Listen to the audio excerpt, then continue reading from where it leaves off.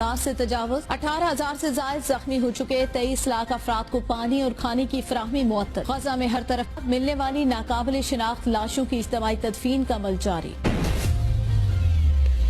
Israel के नाकाबिल तस्खीर होने और माफूकिल फितरत फौज और असले का गुरूर दफन। हमी शील्ड चीरते हुए फलस्तीनी रॉकेट तेल अबीब तक जा पहुंचे। हमास ने इसराइली फौज की कई बख्तरबंद गाड़ियां भी तबाह कर दी। जान बचाने के लिए इसराइली फौज भागते फिरते रहे। हिजबुल्लाह ने भी इसराइली फौजियों के हमले पसपा करते हुए कई गाड़ियां तबाह की।